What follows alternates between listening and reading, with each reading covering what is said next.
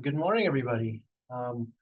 Welcome to the end of September and our first fall 2025 edition of the Labor Market Insight Series from the Idaho Department of Labor. My name is Craig Shaw, and I'm the Labor Market Research Manager here at the department and your host for our webinar today. Just a quick employment situation update as people are getting logged on. August unemployment rate was held at 3.7% from July's rate. Our non-farm payroll employment over the year growth was 1.5% growth. And then September's employment situation will be released on October 17th. So look forward to that release. And then one note on Idaho Launch before we get started. Launch is Idaho's trailblazing new approach to ensuring Idaho students stay in Idaho to fill rewarding, good-paying, in-demand jobs. It covers 80% of the cost, up to $8,000 for Idaho graduating high school senior to enter an Idaho-based workforce training or education program, which is linked to an in-demand career. Idaho's Launch program is transforming the lives of Idaho students and giving opportunities they never had before. And if you'd like to know more information about it, or perhaps look at an application, please go to idaholaunch.com. And before we get into, today's topic is Idaho's cost of living and affordability. Seth is our labor economist in the Twin Falls office, and he covers the Idaho's South Central region. He's going to be doing today's presentation, and I think he's hitting on, a lot of times we get questions, or at least there's a lot of perhaps some chatter about economic data, that there's what the economic numbers say and then how the economy feels. And I think today's webinar by Seth is kind of getting at some of those data points that get to that way it feels. With that, Seth, I'll turn it over to you, and look forward to hearing your presentation. Perfect. Thanks, Craig. Yeah, I think Craig hit the nail on the head. A lot of, especially the past year or two, popular kind of economic media has talked a lot about how, while the numbers are looking good and feeling good, kind of the vibes are off, or you might have heard of like a vibe session. We're not in a recession, but a lot of people are feeling differently about the economy than the headlining numbers are suggesting. And that's a lot of what the webinar today is going to be about, is about discussing those feelings and backing up those feelings with some data and some information. But before we fully dive in, I wanted to briefly run through some of the content of our webinar today. We'll start by looking at Idaho's pretty tremendous growth, kind of fueling a lot of some of our affordability concerns. We'll then look at poverty here in the state. But poverty doesn't always tell us the full story, or certainly the complete picture. And so then we'll look at some ALICE data, which stands for Asset Limited, Income Constrained, and Employed. The ALICE team is a research team who produces many different data products that highlight households and families that are above the poverty rate, but are still struggling to afford some necessities. And so that's what ALICE data is referring to. Looking at poverty and ALICE data does highlight an urban-rural divide here in the counties in Idaho, so we'll address that too. We'll then look at the general rising cost of living, some inflation numbers, kind of some general looks at elevated prices here in our area, the region, and the nation. And then we'll wrap up by looking at how poverty and cost of living impacts our labor force here in Idaho. To start off, we will highlight just Idaho's pretty tremendous growth. These are data points just pulled from the past decade. We're looking at 2014 through 2024. Population growth is up over 22% here in the state, compared to 6.4% on the national level. Employment growth is up over 32% over the past decade, compared to 13.7% on the national level. Real median household income growth. Real just is shorthand for inflation adjusted. So just keep that in mind. That's up almost 19% over the past decade, compared to 21.2% on the national level. And then real gross domestic product, which is essentially a total economic output for our state, is up 49% over the past decade, compared to 27.6% here for the nation. So outside of median household income growth, Idaho is population, employment, and economic output are far outpacing the nation. We've seen some of the highest growth rates of any state in the nation. We've been growing at a very rapid rate, which is providing economic opportunity and growth, but there are still many who are on the sidelines and are struggling with cost of living and affordability. And that's really what we're here to address today.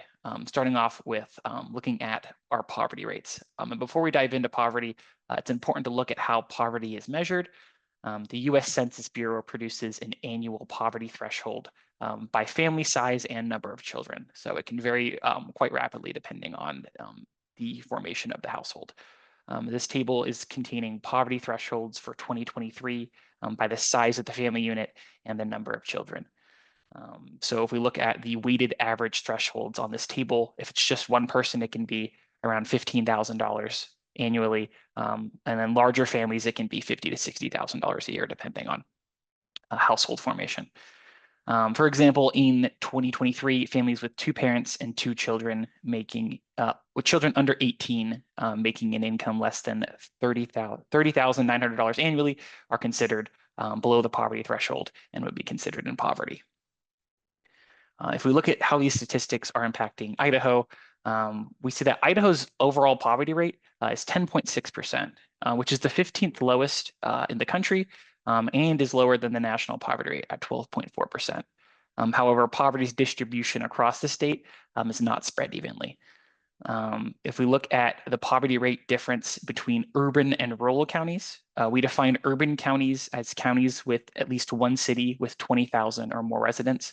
Those would be Ada, Bannock, Bonneville, Canyon, Kootenai, Latah, Madison, Nez Perce, and Twin Falls counties.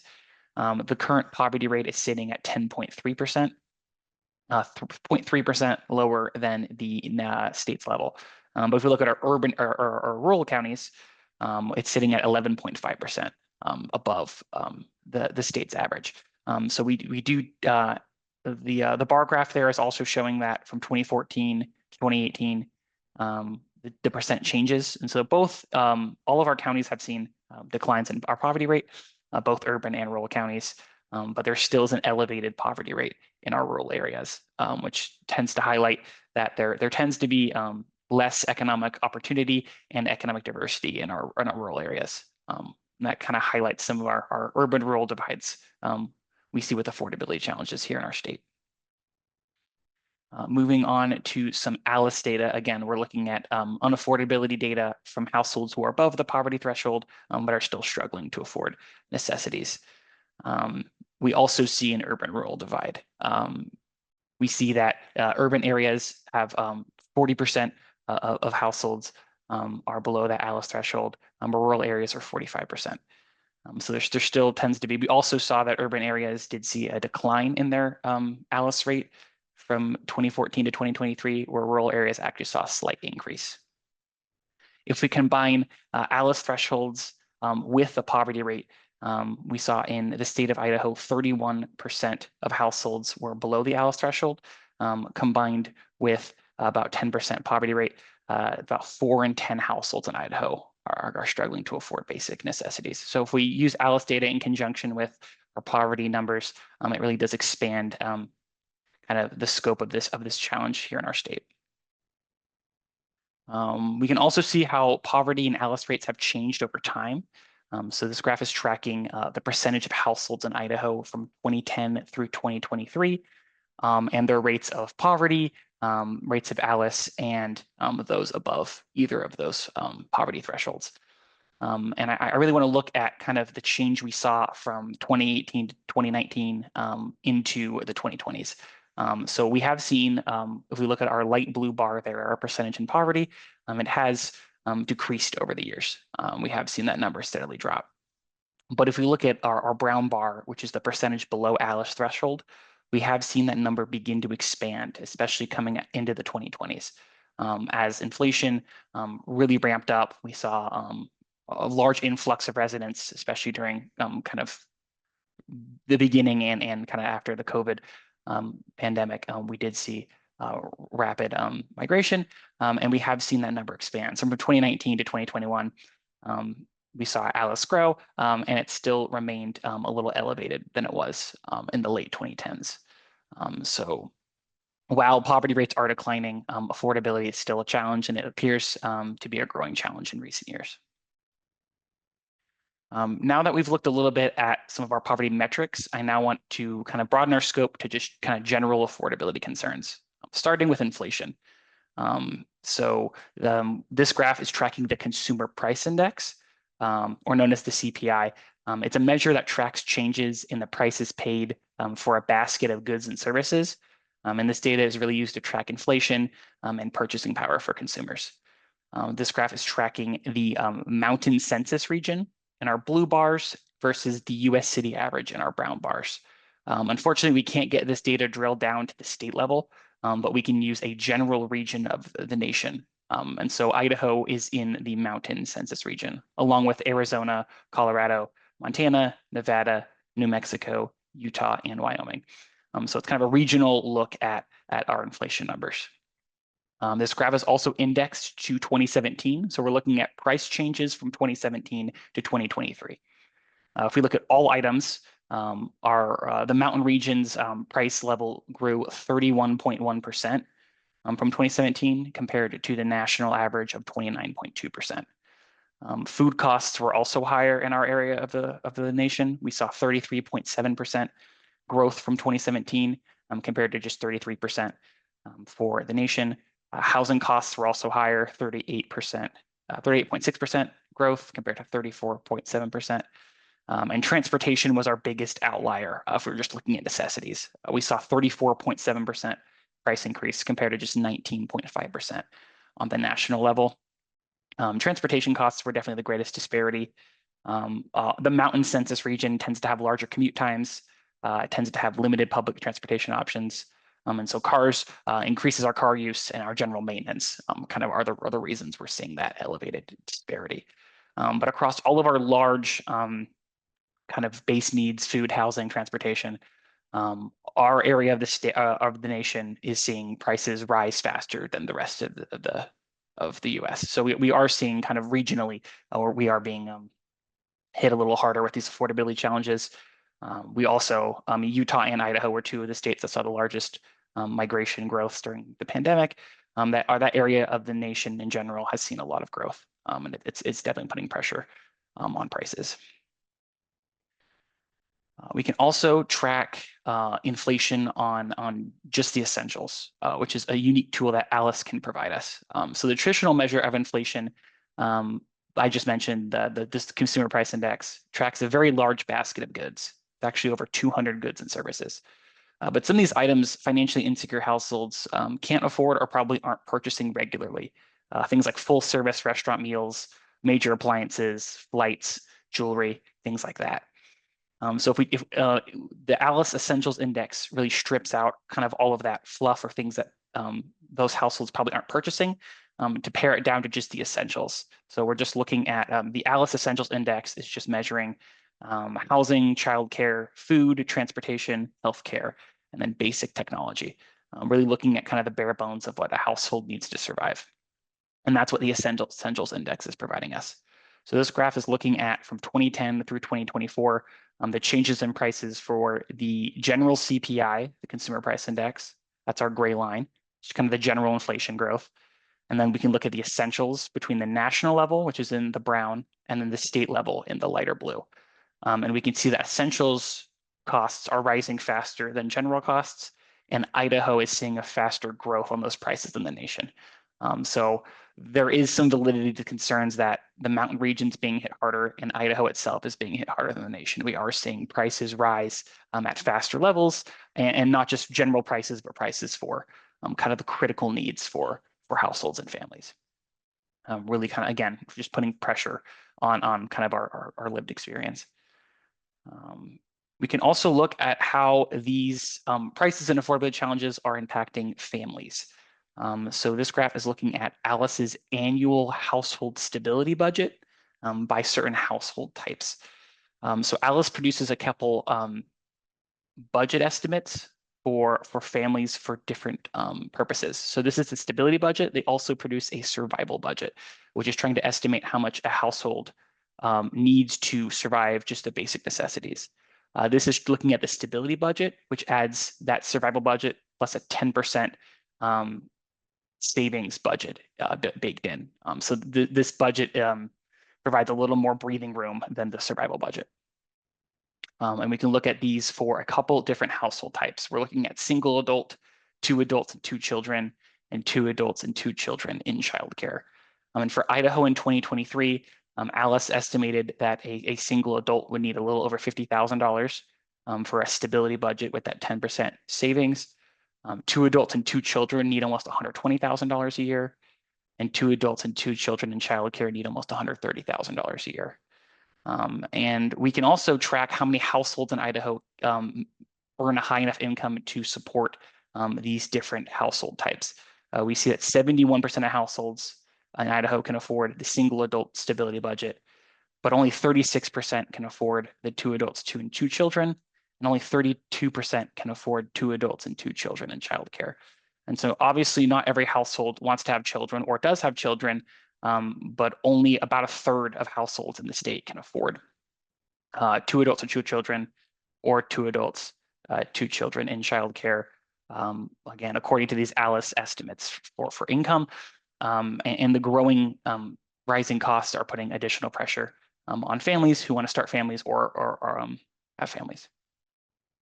And we can see how these pressures are impacting our labor force, which is now what we're going to transition to looking at how these rising costs and challenges are impacting our workforce. And I want to start by looking at how these rising costs are impacting demographics and specifically families. So this graph is tracking the fertility rate, which is the births per woman from 1970 through 2023.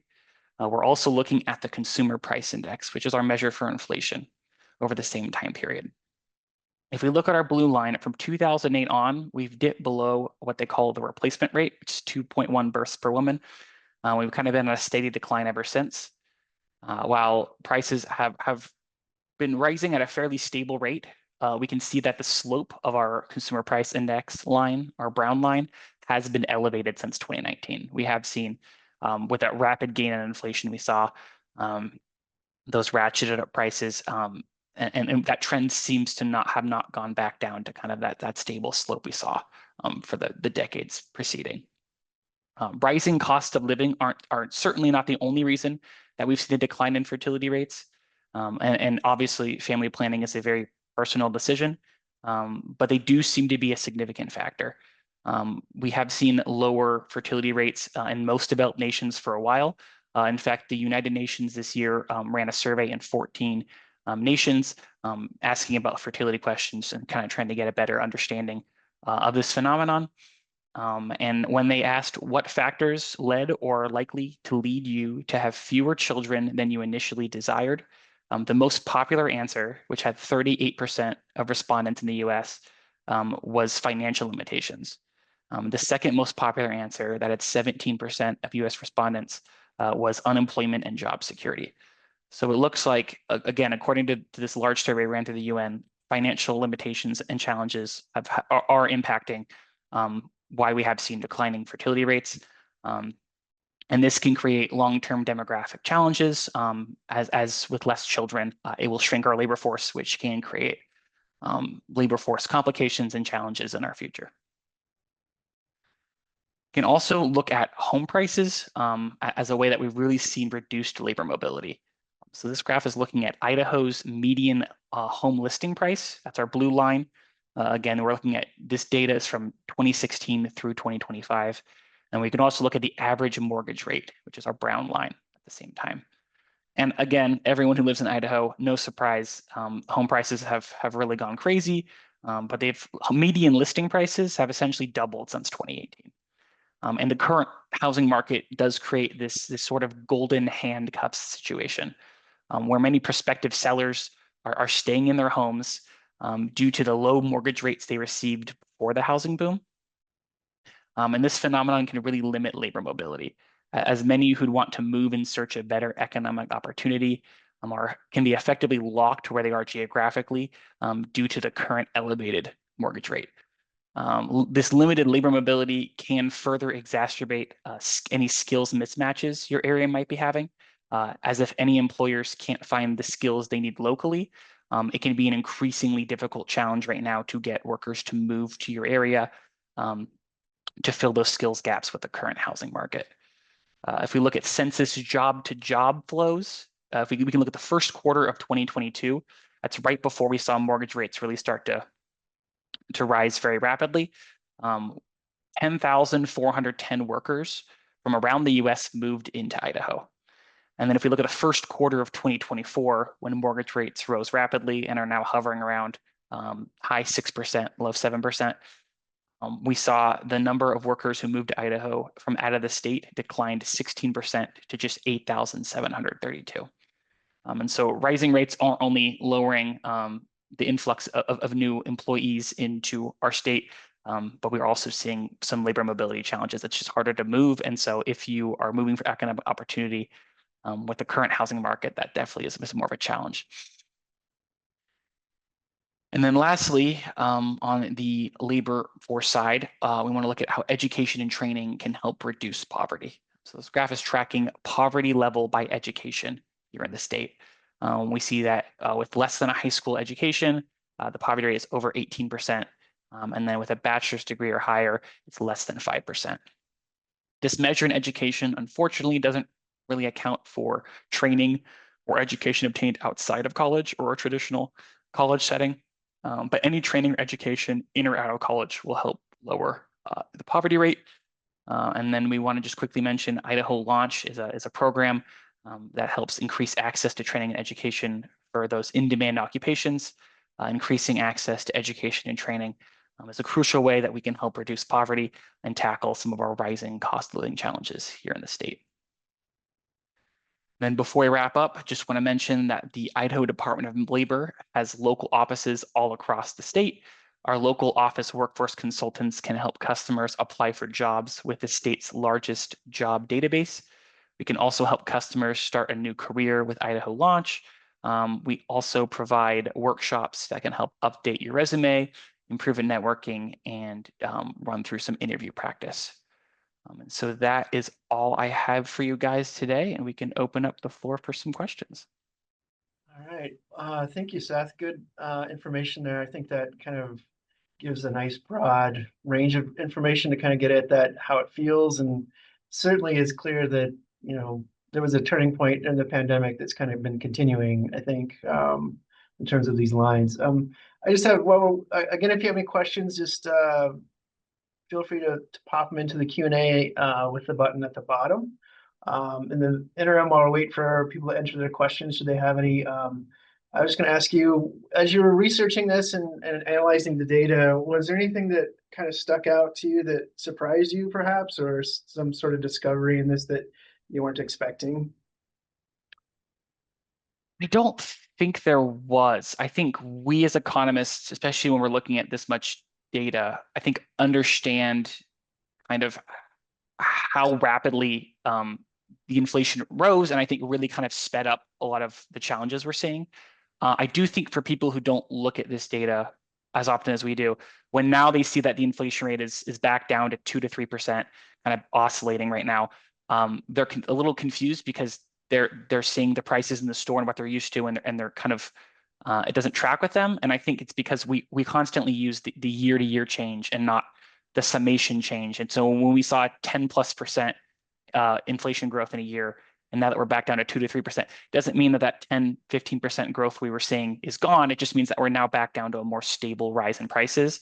And it doesn't mean that that jump we saw is gone. It's just, and I think that can oftentimes confuse people and kind of create some of this problem we're seeing with how the numbers look and how we're feeling is different. All right, so we have one question in our Q&A. Thank you, Seth, for that answer. I'll just read it verbatim and we'll go from there. It's $129,000 per year for 2 adults and 2 kids, and daycare translates to $62 an hour full time, or $31 per hour for both adults full time. How is this information, or how is that shaping our workforce economy? Are we generating opportunities to match this need, or are we regulating this reality through policies and administration? And then basically, what is Idaho doing in response to this data? From my knowledge, not much. I don't think we do much in handling that information. Well, I think in terms of what Idaho is doing, I think even though these are pretty large forces, and we don't really. I mean, that's something that we'll probably need to ask the legislators to that question. You know, your representative. But I think maybe going back to the question, are we generating opportunities to match the need in terms of the economy? What would you answer to that, Seth? I mean, I think what the department's doing is Idaho Launch is trying to help. We're trying to help increase access to education and training, help increase wages and economic opportunity. But as far as the statewide, that's just not something I don't think it's above my pay grade. Right, and I think to that end, I mean, these are forces that you're kind of talking about that aren't just unique to Idaho per se. These are national, international forces right now that it's an economic challenge for the. I mean, it's the current economic challenge of the day. So it's a greater policy question than just the state of Idaho, I think. So Absolutely. all right, any other questions? One more question. Someone's asking you to review your information about out-of-staters moving into Idaho. And if they were wanting to, did you say it was slowing down? And also how many Idahoans are leaving? And then they just have new grads. I guess that means our new graduates entering the workforce. I can't, off the top of my head, I'm not sure on that. I can review the data further and get back to them on that. But the graph I mentioned before saw a decline when the mortgage rates were high in early 2024. We did see about a 16% decline. Then we did in when mortgage rates were about 3%. So we did see a decline in people entering. I don't have the data on the net change right now, but I can get that for them if they would like it. Yeah, and I think we didn't see more people leaving the state than entering, and we just saw a reduction in the speed, which frankly was a reduction from way. I mean, we were at 3.3% at one point during the pandemic, down to 3, and then 2.9. So the rate of difference that we're looking at, it went from 2.9 from one year to 1.8 the next. So it's still Idaho's still attracting. People are still moving here from out of state. It's actually fueling our job growth in addition to people entering the labor market here. But the people moving to states helping to bolster those numbers. In terms of new grads, we don't have, like Seth said, we don't really have specific information on those yet. We'd have to dig those up. The labor force information we get doesn't really attach nice demographics to let us know in terms of who the new entrants are in that way. Usually we have to use it, we get it from census data and kind of draw a cross reference. So it's something we have to kind of combine data sets to kind of get a contextual understanding. So good question though, thank you.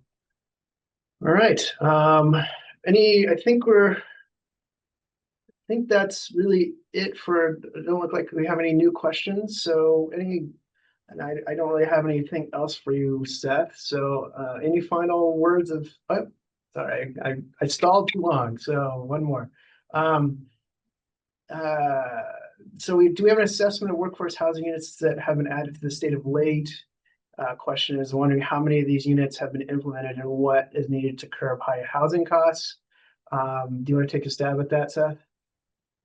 Yeah, I don't know of any data source that tracks the low income housing. Maybe you do, Craig. I know some is being built. I mean, specifically in my region, I know up in Haley and Sun Valley, there's constantly talks of workforce housing. I'm not familiar with a data source though that aggregates those. Are you, Craig? I'm not, but that's not to say there isn't one, but it's not something I know offhand. But we don't have that answer right now. No, we'd have to look into that. Good question, however. I know there's been a lot of a big push on that. So, But I think the demand, I mean, kind of just, again, drawing the cross-reference with other data sets, the price in homes isn't going down. The rents are staying the same as well. And maybe Seth, you've looked at rents more recently than me, probably. Do you have any sense if they're going up or down? Staying Um, I don't think they're raising very rapidly, but they're not going down, at least from what I've seen. I think everything right now in the housing market, because of just kind of the how slow things frankly are churning, everything is just kind of flat in my mind from what I've seen. And I think that would go to that question to some extent. Well, while it is having an effect, the prices, the price direction and stability would indicate that the demand is still pretty good, pretty great. Yeah. So it's not really, it might be helping, but it's not necessarily taking care of the demand that's still there. So, which again gets to that in-migration bit where even though we saw a reduction, where there's still a high demand right now for, and that's fueling the housing demand for us and the supply challenge. So, not seeing any other questions. All right, Seth, I'll ask it again just in case. Any final thoughts?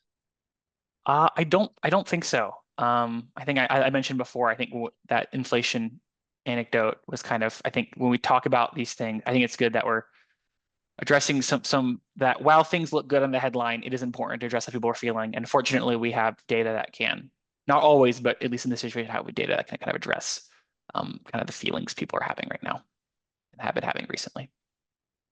That's good. Well, it's a good topic. I know it's getting at kind of the sensitivity in the economy a little bit with how I think things feel, and certainly when we get kind of those questions about the difference between like the macro and how things look decent, perhaps, and then perhaps how they feel for one in the economy. So good research and good selection of topics, Seth. Thank you. Thank you. And that brings us to the close of our webinar today. Our next one is scheduled for Tuesday, October 21st. Ryan Whitesides, our economist that's in Idaho Falls, will be looking at Idaho's international footprint via its trade partnerships, and he has at least a few guests lined up for that already. So look for the announcement for that one here in the next couple weeks. Again, that's October 21st. Then finally, I'd like to remind you that Idaho Department of Labor offers many services, which includes free access to Idaho's labor market information that's available at lmi.idaho.gov, as well as the local offices that Seth so kindly put in listed in his PowerPoint, which will also be available for you to download along with the webinar recording. Then also just again, one more plug for Idaho Launch. If you have any interest or questions about it, please look at idaholaunch.com for more information.